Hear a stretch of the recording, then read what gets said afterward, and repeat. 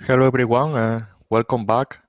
Let's continue with the before I will copy again the exercise that yes, just to speed a little bit things, we will solve it together, this exercise. And also I will explain after that I will explain yes, a useful operator of SQL that is related with this exercise. Okay, I will share my screen.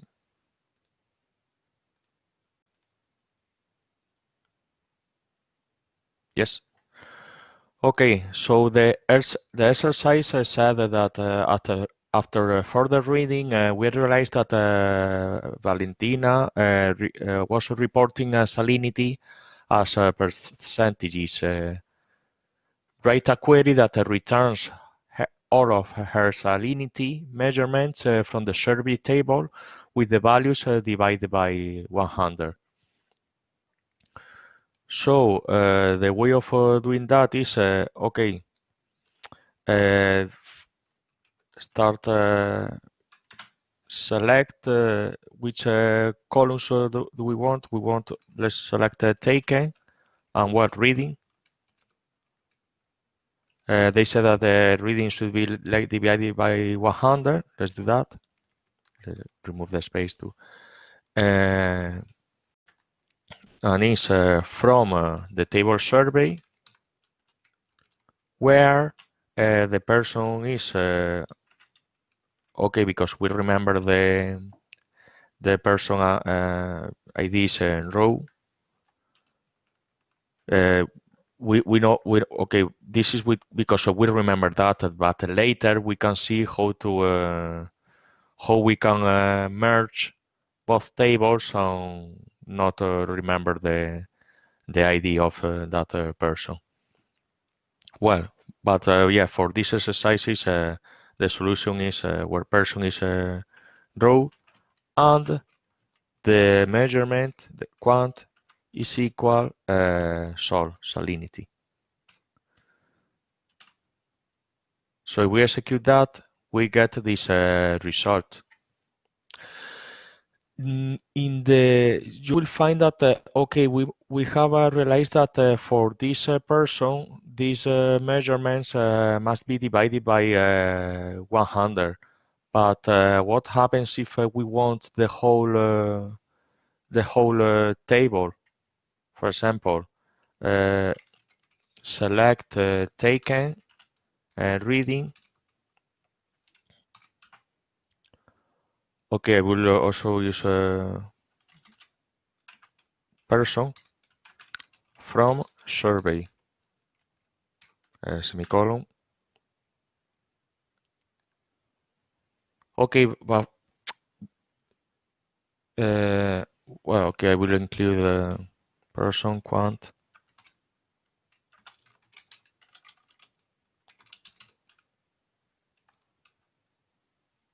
But okay, I want only the salinity where quant equal salinity. Well, okay, we see that this column now is redundant because we know that yes, the is salinity. But okay, I want the readings that I have done by row that are this one and this one divided by 100, and the rest I want them the same. How we can do that? A way to do that is to using the keyboard of the operator union. So the union, what it does is you get two queries and you merge in the same table. So you will understand this better with an example. So first I will type the query select taken reading from a survey where person is not, so we use the exclamation symbol. It's not Roy, and quant is equal salinity.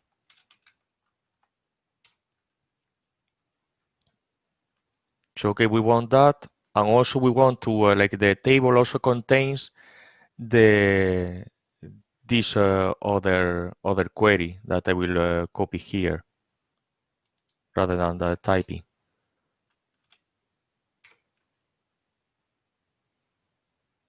So we want these both queries like in the same table. How can we do that?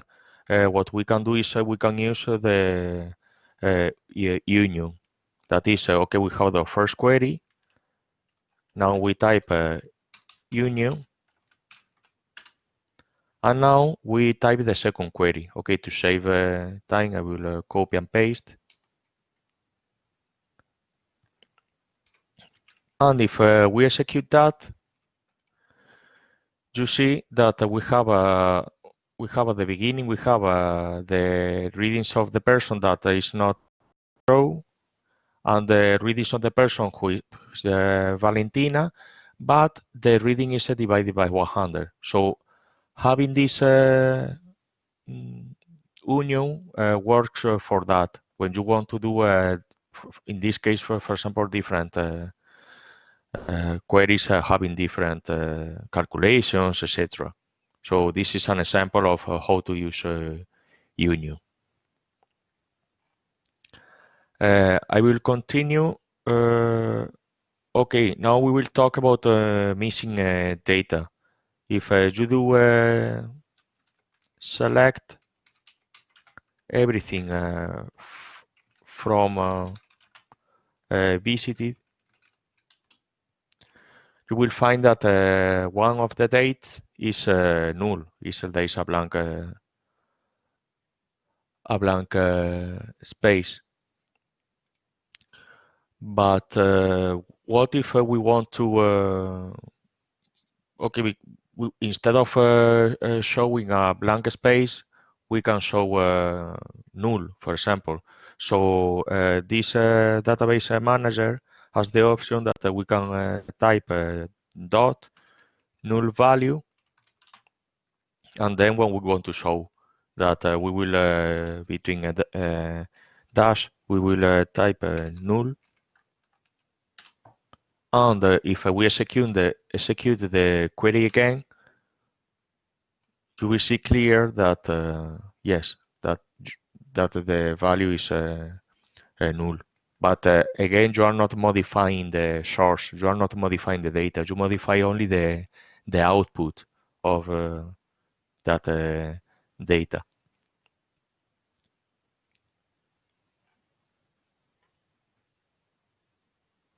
Also, the meaning of null is that data is missing. So we don't know if it's we don't know anything about that. So uh, sometimes sometimes you will see that in when you do some queries and you for example you filter by date, this data is this row is a discard from the output. And for example, in this for this query, if we want to get rid of this row, there are two ways. We can type select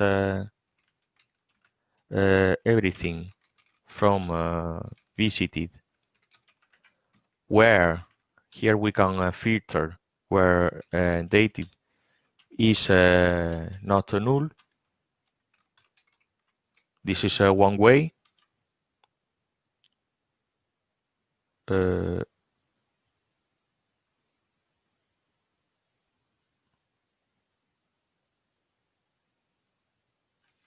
okay, did there something?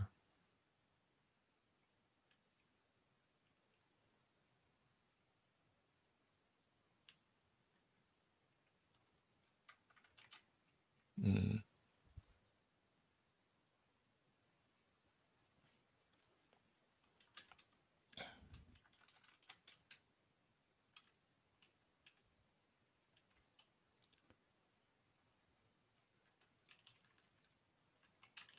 if I type that.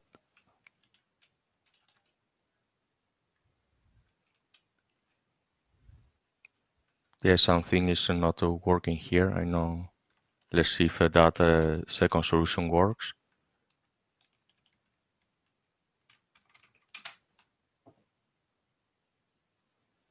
Okay, this second solution works. Not sure why it doesn't. I mean, okay, if you type select everything from visited where date, and this is also new, is not null, you get the solution and you get rid of that row that is null. In theory, this should work, but actually I'm not sure why it doesn't work. I need to. I'm not sure if it's the version of my.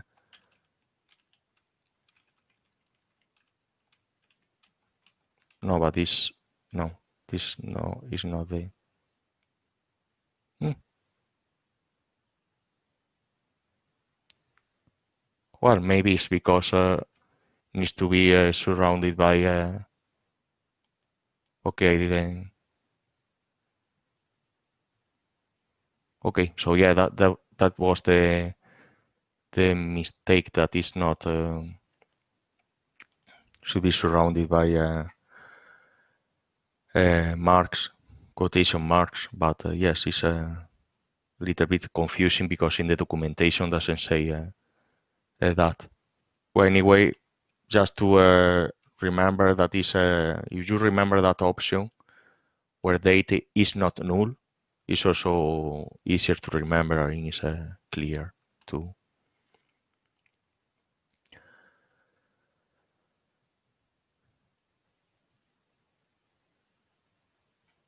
Okay, so let's continue with that.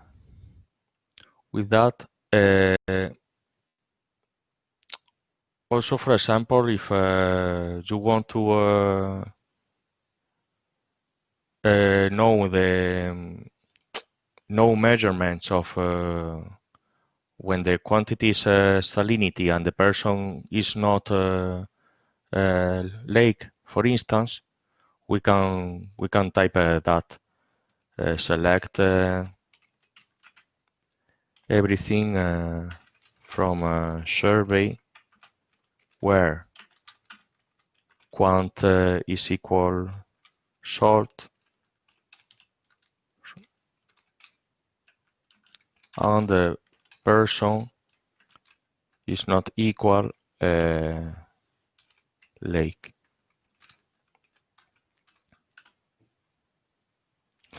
You see here that okay, the person that is listed here is not lake, and this is the measurements of salt. But there is a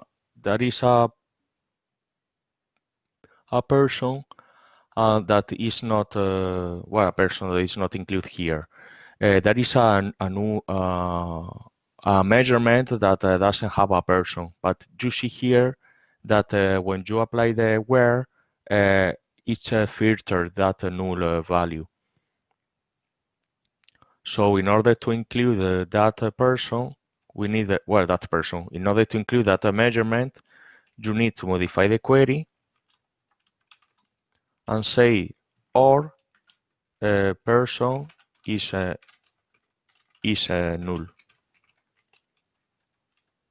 So if you execute that, it's include the let's say the unknown person.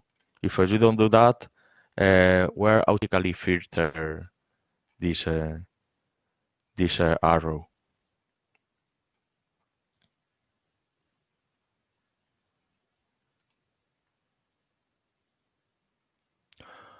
Okay, let's do a quick exercise and we will continue learning more about SQL.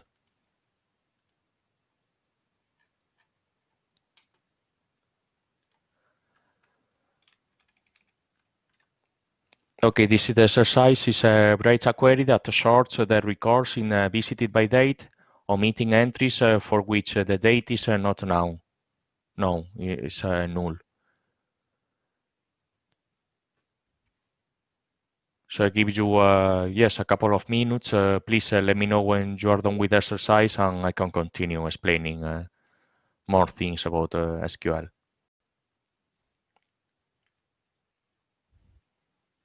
Good. I see that one person finished the exercise. I'll give a couple of seconds more, and I will explain the solution. We'll solve together the exercise.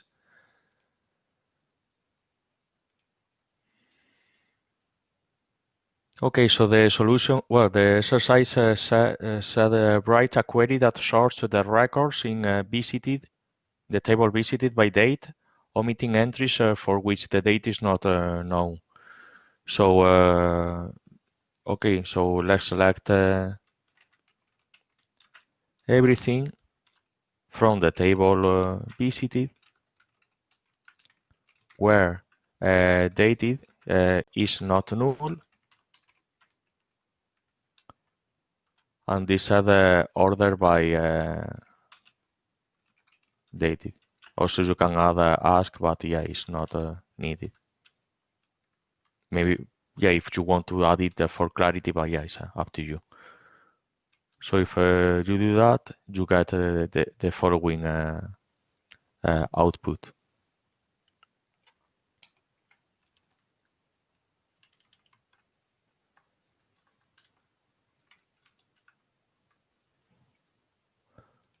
Because if, yes, if you execute the query and doesn't have we can do a test. If we remove that, you get that this you get this entry that is null, and we want to avoid that. That's why we introduce where date is not null.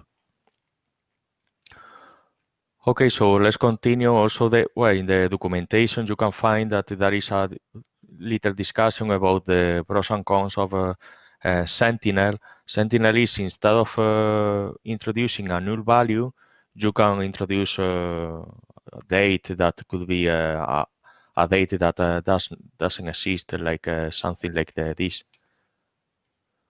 But the problem is that SQL, the database manager, will not know if this date is with one or doesn't know the value. So the recommendation is to use null values because it's, let's say, the standard for the databases, and well, Python are for other programming, other languages. So if we continue, what we can get is, for example, from let's play a little bit with the data, with the table survey. We can select the readings from survey.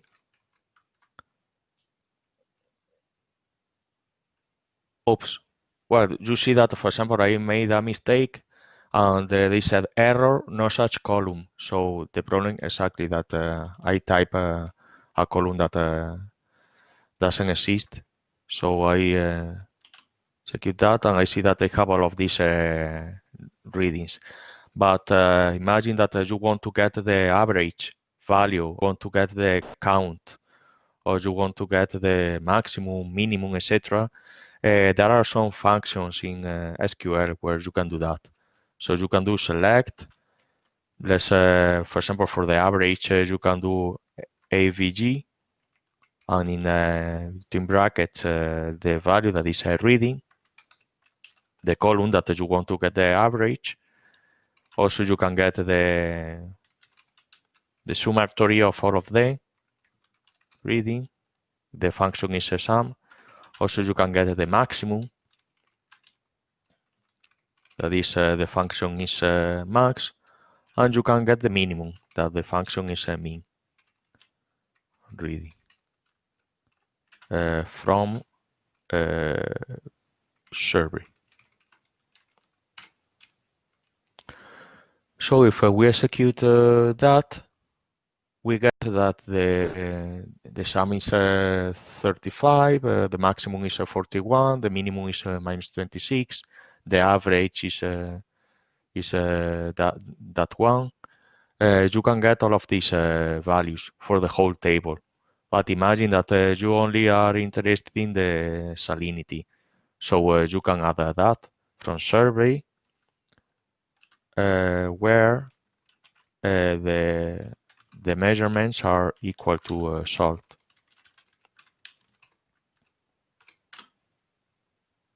So you get again the average, the sum maximum minimum, where of the readings of the salinity readings. Also, there is another function that you can count the name of the rows. That is select count star from survey. So we know that we have 21 rows, but imagine that you are interested only in how many rows are related with the salinity. So you can type a select count from survey where salinity is equal, sorry, salinity is the name of the column, quant equal, and the value that is the salinity. So now we know that 9 is the number of rows that the number of readings that we have in that table where the salinity is measured. Also, you can do other complex, more complex queries that I will explain step by step. Because you can do, imagine that you want to get the readings that each person has done, and also the average of these readings. So how can you do that? For that, you need to learn a new operator that is called group by. So let's start. So if we do select, want to know person, the count for reading, and also I want to know the average. So it's VG reading from survey. Okay, I mean I will filter by radiation. So to do that is where quant is equal radiation. And now it's important this group by. So it's a group by person. So if we do that, we see that we have the count and the average is done per person. So we have this person has 2 counts and the average is this one. For this person, 2 counts and the average is this. This person has a 3 with this average, and this other person has only one reading. So we have seen that the count can be done for the whole table, or the average. I mean, the functions can be applied to the whole table, but if we want to get like groups of for example, divided by person, also we can do the same if we group by we can group by the measurement if it's a salinity, radiation, etc. So you need to group by uh, what you want. For example, in that case, we can group by quant. That is the type of measurement that we do.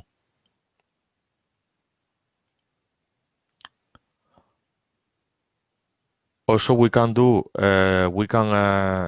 another query to has an example that I see is we can group by two different columns. So we can have a person, group by person, we can have a for the quantity that we measure. Sorry, it's a comma. Count of the reading and the average of the reading. From a survey group by person, and also I want to group by the type of measurement, so it's a quant.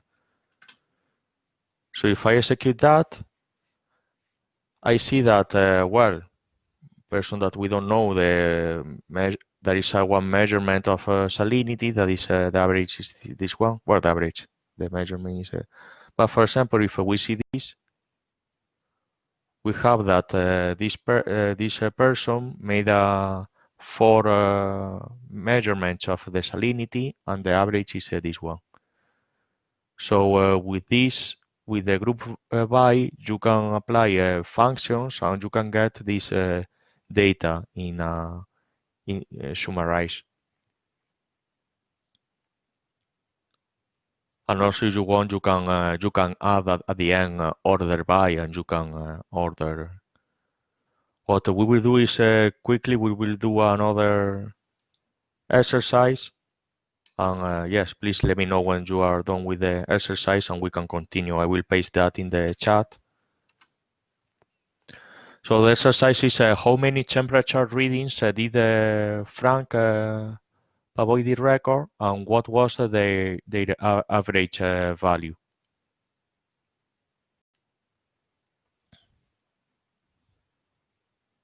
Okay, see that one person has finished. I give a couple of seconds more and we can continue.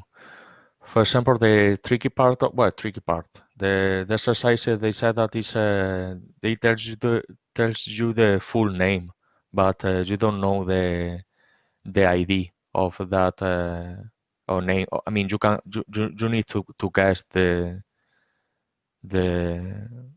the ID that is used in the table surveys. After once that we do this exercise, we will see how we can do to filter that because we can join tables and get data from different tables. Okay, so let's solve this exercise together. So what they said is how many temperature readings did Frank Pavoidi record, and what was the average value. So okay, so if we do select, we need to know the count of reading, also the average of the reading.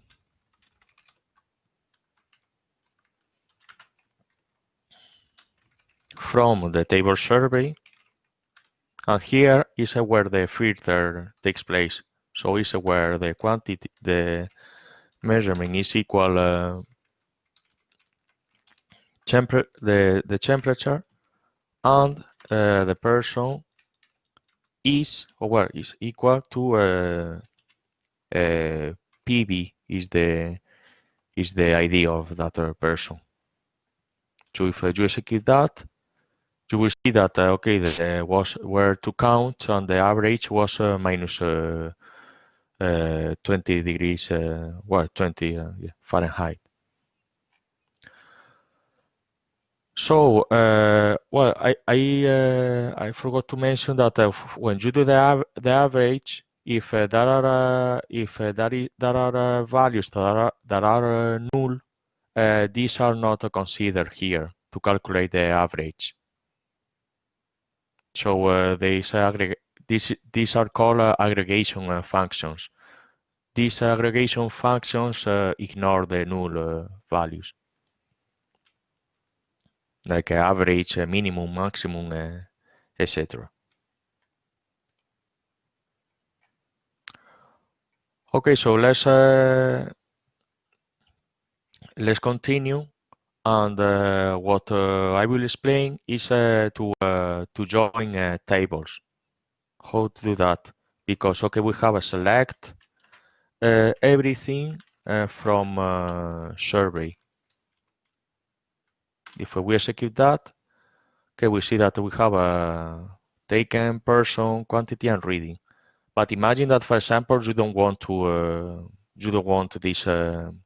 Okay, you want to know the name and the surname of this person. You don't want to see lake, or you don't want to see.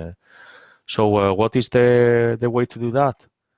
Is the same query. Is you do select everything from survey, join, and then the name of the table that we want to join. That is a person. What happens if I execute that now? You will see that yeah, not the result that we want, because what we have is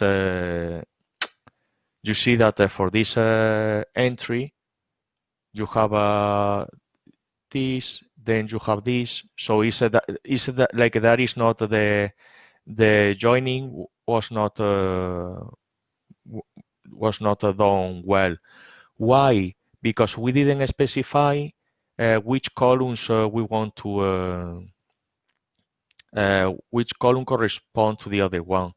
So for example, for this person, for this is the table surveys. We have the person is we have this ID. So we want like all. I mean, we want like this row. For example, this other row is wrong. What we want is that the ID of the table person is equal to the ID of the column person. So in order to do that, I will type that and you will understand better. What I needed to add here. Okay, what I will do is I will break a little bit. Oh, okay. Okay, let's start from scratch. Select everything from site. Okay, I will write say in the same line. Join visited on, and here you need to say, sorry, site no is I'm using a survey and person. I'm using a different example from the documentation. So it's select everything from survey, join person on, and here I needed to specify the name of the table, that is survey dot don't remember, the name was person. Yeah, you need to remember the name of the column, person is equal, and now the name of the other table, that is person, and I think the column name is ID, if I remember. Yeah, ID.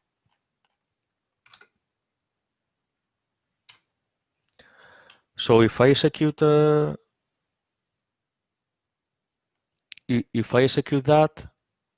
I will get now we see that the table looks as we want. So is we have the person and the ID are the same, and we have the names of the person. So now we can do this in a cleaner way. So we can select. Let's select taken, quant, reading, personal, family. And I will copy and paste this.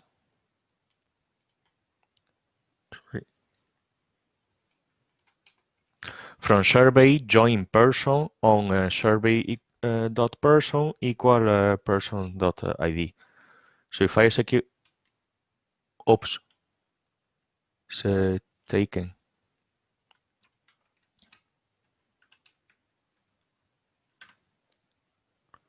So if I execute that, you see that now our table looks better than using the ID of the person.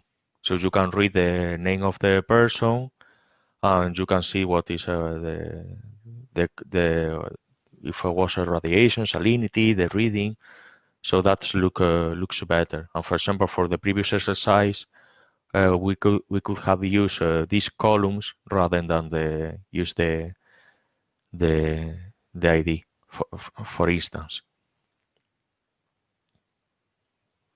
Also, I explained that we can merge two tables, but also we can merge three tables, and this is quite mm,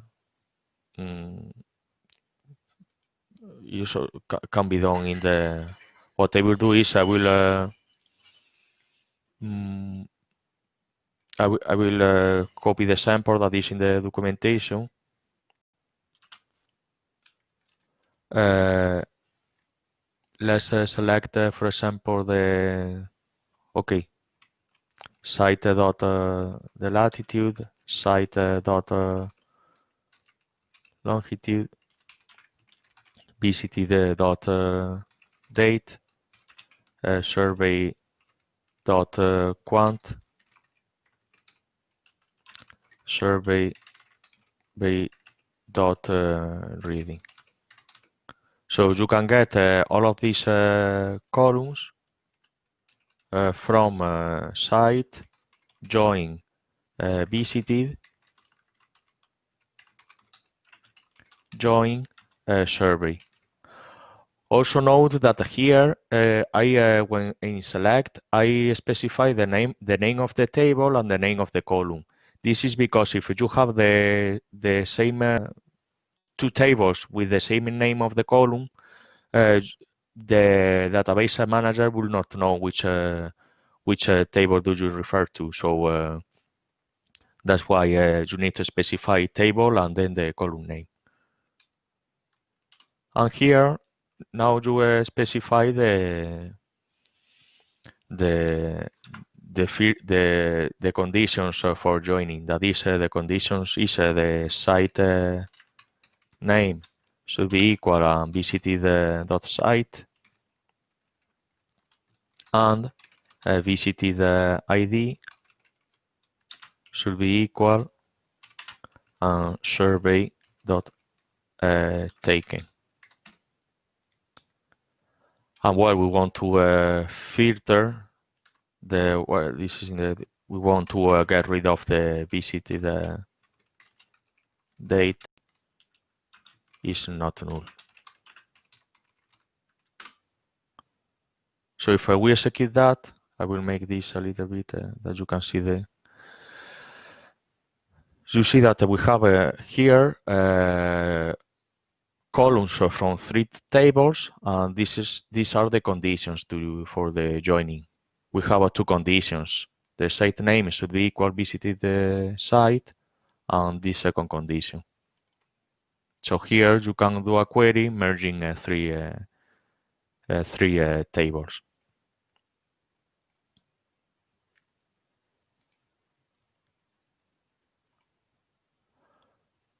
So now what we will do to see if yes, to play a little bit with that, let's do this. We will do this exercise. That is, I type that in the chat. The exercise is write a query that lists all radiation readings from the DR1 site. So for that,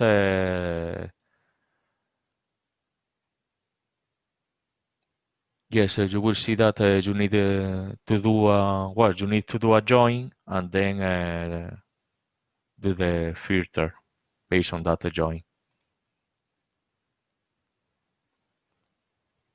I'll give you a few minutes, and yes, please let me know when you are done with the exercise.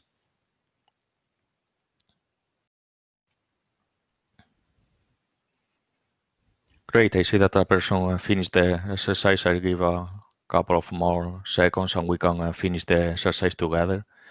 This is a little bit, well, yes, this is like a complex when you have to join two tables.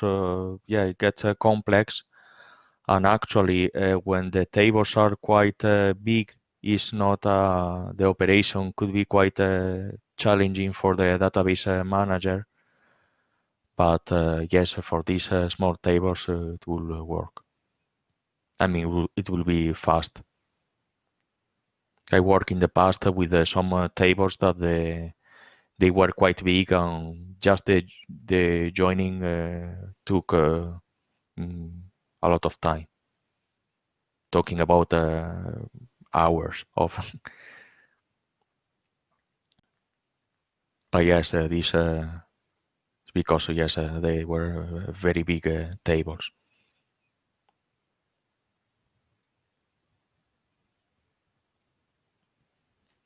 Okay, let's solve this exercise together. Yes, I will finish with the last part of this SQL lesson.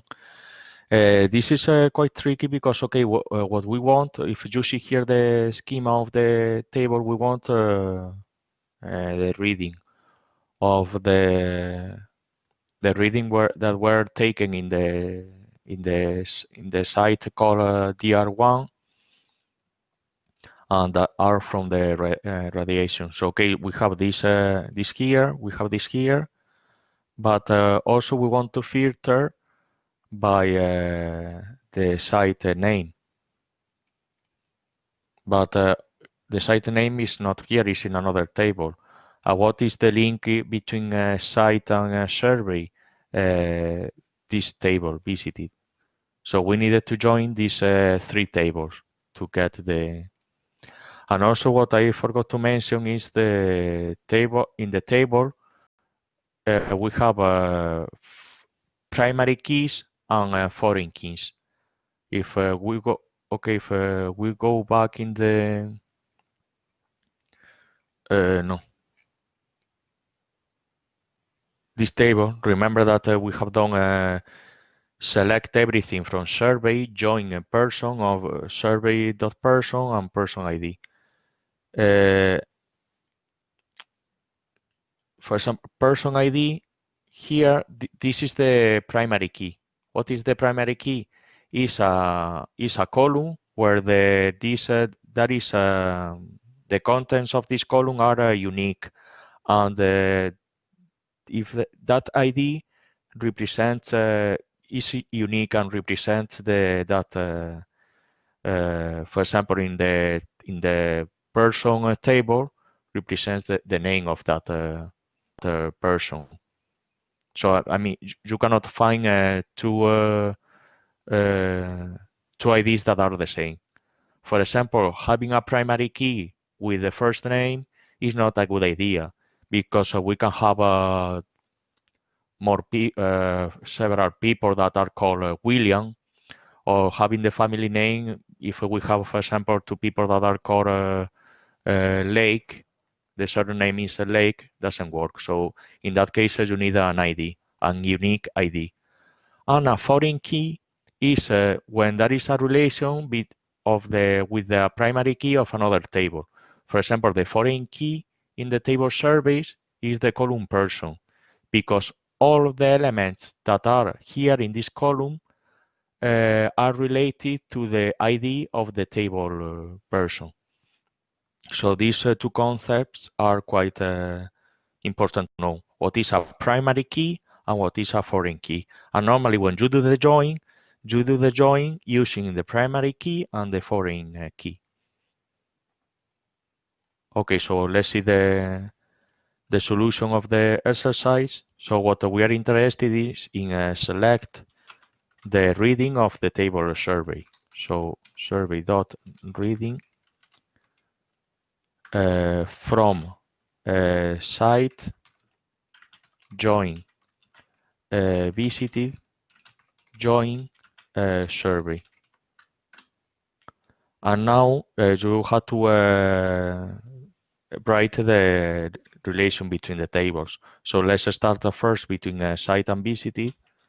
So for site dot name should be equal visited dot site.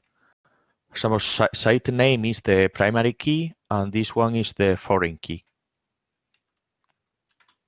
And visited dot ID is equal and the survey dot taken. So for example, here again, visited ID is the primary key and this is the foreign key. Where site dot name is equal dr1 and survey the type measure quant is equal radiation. So that's the solution. There are 3 readings, and these are these 3 readings. But okay, to get that solution, we needed to merge to join 3 tables. Okay, what else? In the documentation, you find there is a section called Data Genie that is they tells you like some useful rules when you work with work and when you manage data. So the first rule is that every value should be atomic. That means that imagine that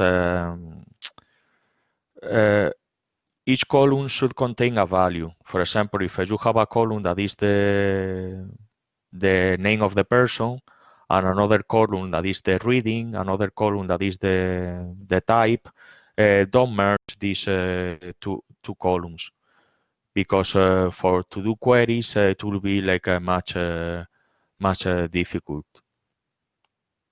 So you should like write the data should be atomic. You cannot include in one column, let's say the date, the place, name of the person, etc. So each value should be in a separate column.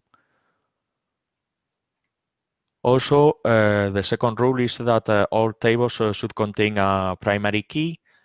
Sometimes if for example, the table that we have, let's type select everything from person. I guess that the first the original table should contain like the first name and the family name, but first here is not because 2 people could be called could have the same name. So in that case, you need another column that this is the primary key, where you find an identifier of the person. So this is important that all columns should contain a unique column that is the primary key. And also avoid including for example, we see that here we have the person is in the people is in one table and the readers are in other table.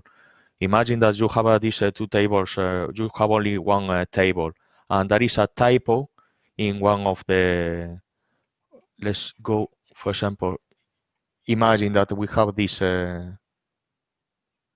table, and we have the person ID, etc.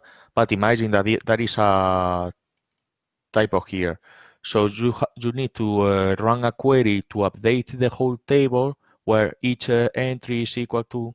So for example, you can do that if there is a typo here, you only update this field and that's it. You don't need to uh, check all the rows of the table in order to update the name. Or imagine that the site is the name is update the site. Let me select everything from site. imagine that the name changed, and instead of this is another. So yes, you need to or well, doesn't rather than changing the name that for example the place is changed, instead of be here you move the site to another place. So you change the latitude and longitude, but you don't have to change that in other tables. You only change in that table. And also the last one is that for example for the readings to you should contain a separate file where you mention what the readings are, the units, because could be I don't know. We were talking about the for the temperature in Fahrenheit, but it could be Celsius, degrees, or the for example for the weight could be grams, kilograms. So it should be clear in the. You should add that information in a file uh, next to the database, and also use the same unit. Don't use kilograms or grams, or for the temperature, don't use different ones. Okay, so I know what else we have seen, like to read the data and work with that data, but also you can create a table. How we will see just a small example of how to create a table. Okay, we have this table that is latitude, longitude, and name. But imagine that okay, let's have a table with only these two columns. Uh, yeah, this is just an example. So the way to create a table is create table, and we will call the table the same as the documentation, just lat long. And then you open, yes, between brackets, you need to specify the name of the column, that is, for example, lat, and the type, that is a real. We have another column that is called long, and is the type will be real as well. So if we execute that, a table is just created, and now you see that the file is modified. We haven't modified the file until now, but now if we create the table, if we do we type schema, we see that we have another the fifth table that is just long, and you can add, for example, to add to insert in that table, you can type insert into the table that is just lat long. Uh, Here you can specify the order that is lat long, the name of the columns, and then you use values and the values that you want to include. That in our case is imagine this let's say -1, -2.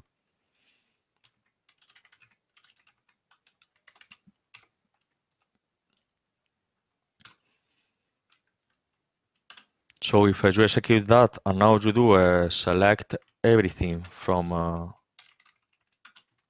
just lat long, we see that we have that value, and also you can do a query of a table and include the output in our new table. So you can do insert into just lat long, and what you will include is the output of the query. The output of the query that is select lat long from site. So if you do that, and now you check the contents, you will see that we have the row that we manually add, and we have here the output of the query that we have done before.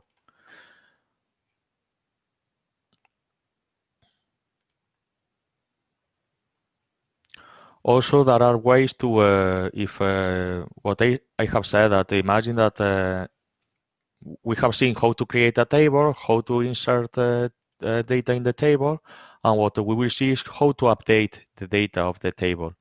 Imagine that, okay, select everything from site. We have discovered that these coordinates are not valid. So how we can update them? So that is an option that is called update, the name of the table, site, set. Also, what I haven't mentioned is it's important that when you modify the data, you have a backup in case that you do something wrong and you need to come back to the original data.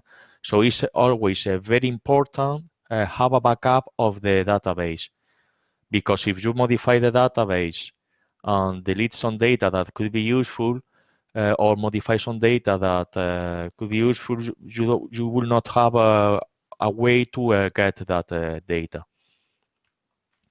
And also, normally when you get access to a database, normally you get access in read mode, so you cannot modify the data. But in case that you have write access, you should be very careful with that. So it's okay to update the coordinates. Is update site, set. We specify the latitude is minus 47.87, and the longitude, the new value is minus 122, 40. And here is important where name is equal MSK dash 4. If you don't specify that, you will update the latitude and longitude of the whole table. So when you, if you execute that, and now you do again select everything from site, you see that the last line has been updated. And here it comes what I have said before, that is important not to replicate data, because if we do the select everything from just lat long, we see that we don't have the update. We have this wrong number. So that's what I mentioned before, that the data should be only in one place. You should not have the same data in different tables. But well, this is just an example too. And also, just to finish, also you can delete data. And the way of deleting data, for example, from person, we can do delete. The table is a person where the ID is equal down fourth. That, for example, that ID doesn't exist. So, well, it will execute the query, but you will see that the table will remain the same. But okay, if we want to remove that, well, this is just to see that it works, but you shouldn't do that. We want to remove that row. You will see that now the table contains 3 instead of 4. But for example, we have removed that, and yes, now the other tables doesn't look consistent because this entry doesn't exist. But well, just to let you know that you can delete rows from the table. And just to finish, because we are close to the end, you can use Python to do queries in a SQL database. So what I will show you is, okay, I will exit this. And what I can do is, well, if here I have a script that is called vsql.py, and if we see the script, You can import this library SQLite 3, and you can connect to this database that is survey.db, and then execute this query here using cursor.execute, and then you can iterate through the results. Then you need to close the query, or the query where the query information is, and you need to close the connection. So if, well, you will find this in the documentation and other examples. If I execute Python sql.py, you will see that I get that result. So I execute a Python script that connects to the database, gets some data, and shows me the data. What you can do with that data? You can do some plotting. You can modify the data. You can do whatever you want. Just to let you know that it's possible to what we have learned with SQL. You can use that in Python to get the data and work with that data. So yes, that's the end of the course. If you have any questions, I'll be around for a few minutes. If not, yes, thank you so much for attending this course, these 4 days, and I will. Yes, I will. I'm happy to answer now any questions, and yes, I hope you have a deserved break now. And yes, thank you again for. There is a question that says, how is SQLite compared with MongoDB? There are different.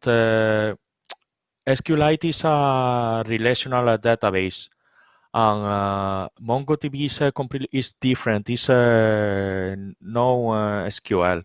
So there are different types of now it will be like quite yes. Long to explain because a lot of things are changed, and we haven't covered this in the course. But yes, just to a short answer is yes, the SQLite and, for example, MySQL, PostgreSQL, Microsoft SQL, etc. They are relational databases, and MongoDB is called, I think, it's NoSQL. So it's like if I remember right, it doesn't have a relations. What we have seen before, that having a primary key, foreign key, etc. in the tables, I think in MongoDB is not doesn't apply. But I may be wrong because I'm not an expert in MongoDB. So sorry if maybe I can in the what I can do is in the at the end I can add a note in the collaborative notes to explain better the differences, if that's okay.